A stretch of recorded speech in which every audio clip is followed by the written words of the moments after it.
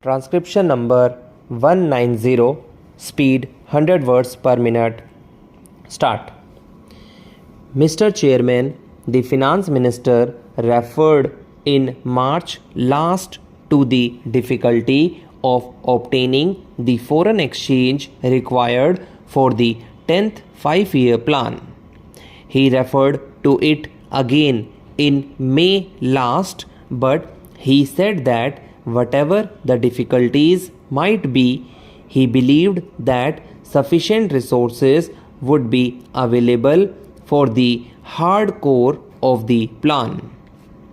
In other words, he thought that certain projects which were included in the phrase hardcore of the plan could be carried through, while certain other schemes or projects might have to be left out. His last statement on this subject was made a few days ago in another place. The word that is favored now by the government with regard to the plan is refacing. The Planning Commission and the government are now engaged in refacing the plan.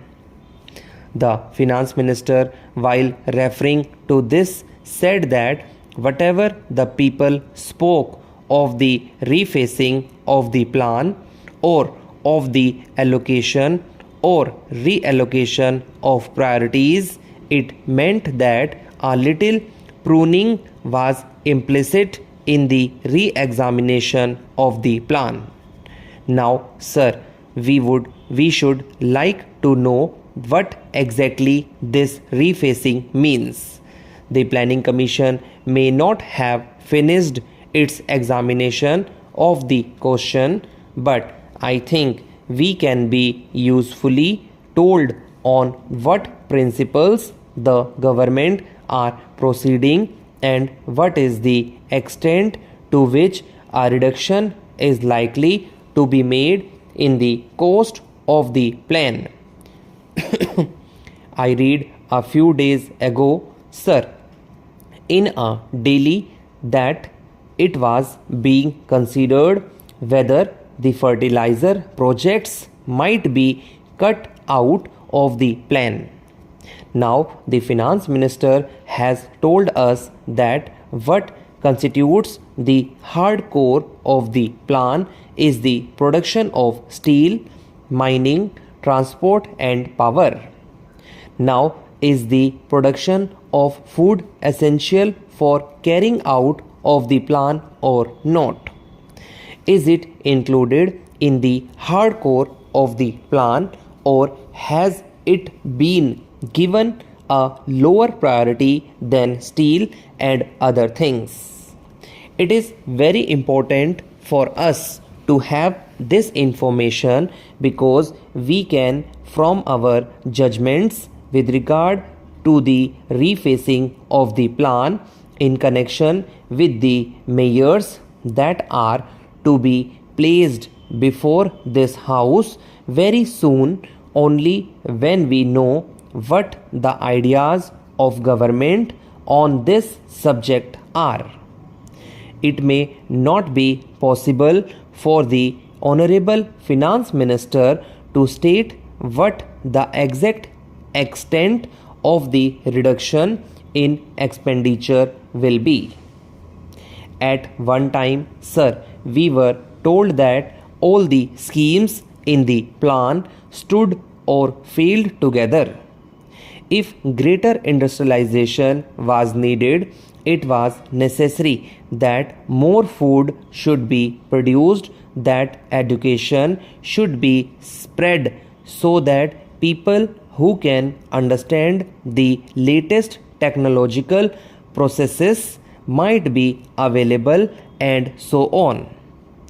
It is this that makes it necessary for you to ask how the ideas of the government on this subject have changed and what, broadly speaking, they propose to do now in view of the shortage of foreign exchange and the danger of having recourse to deficit financing to a large extent. Sir, I referred a minute ago to the importance of increasing food production. Now, several measures have been taken by Parliament and by government to make more food available to the people. The Essential Commodities Act was amended last year in order to give government the power to requisition stocks believed to be hoarded by grain dealers. Then it was announced that India was being divided into a number of zones because it was believed that restrictions on the free movement of food grains would bring down their prices and consequently lessen the temptation to hoard.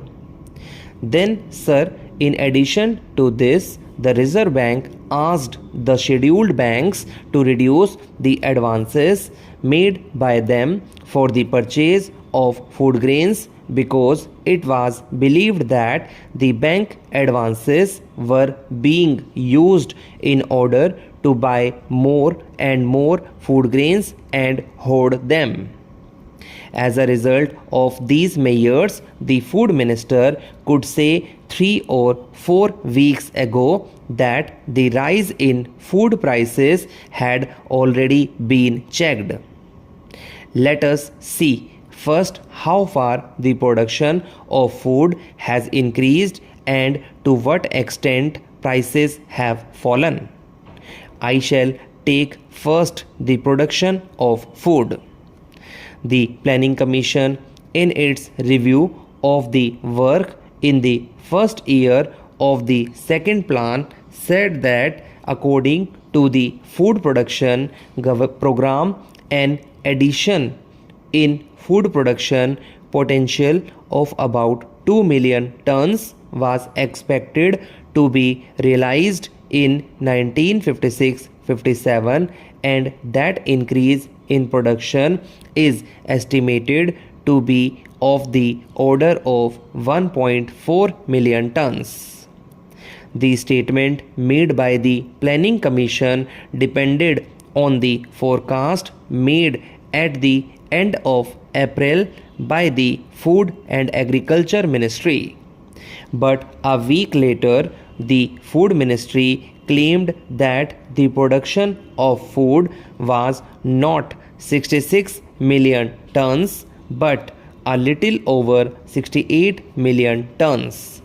There was a difference of about 2 million tons in the two estimates made at an interval of a fortnight. Sir, we in Parliament are being asked to endorse the proclamation. At the same time, we have not been furnished with the report which the governor had sent to the president. Now, how can we give our verdict on a matter of such importance until and unless all the material facts warranting the proclamation under Article 356 of the Constitution are placed before us?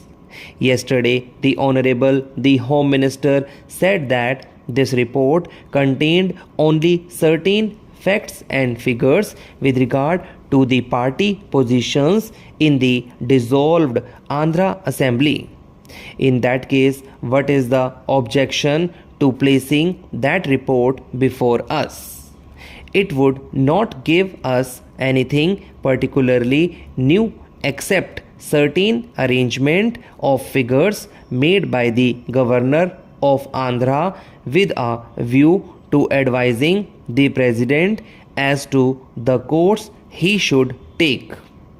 We submit that his report contains something else.